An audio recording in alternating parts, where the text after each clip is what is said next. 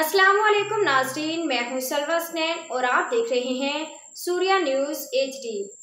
आइए नजर डालते हैं आज की अहम। मंगोपे टाउन में भारतीय जौहरियत और बर्बरियत के खिलाफ एहतजाजी रैली अवाम ने पाक फौज के हक में आवाज़ बुलंद कर दी। कराची भारत की जन्म से गुज़श्ता रात पाकिस्तान की खुद मुख्तारी पर हमले के खिलाफ मंगोपे टाउन में शदीद अवामी रद्दअमल सामने आया। टाउन चेयरमैन हाजी नवाज अली बरोही की क़यादत में भारतीय बर्बरियत के खिलाफ एक बड़ी एहतजाजी रैली निकाली गई, जिसमें मुख्तलिफ मकातब फ़िक्र, तलबा, ख़वातीन, बुजुर्गों, नौजवानों, उलमा-कराम, समाजी तंजीमों और अक़लियती बरादरी ने बड़ी तादाद में शिरकत की। रैली सैफुल मरी गोड यूसी नो जहाँ एक जलसे आम की शक्ल इख्तियार कर गई। शुरा ने पाकिस्तान के झंडे थामे पाक फौज के हक में नारा लगाया और भारत की जारहाना कार्रवाई के शदीद अल्फाज में मज़म्मत की।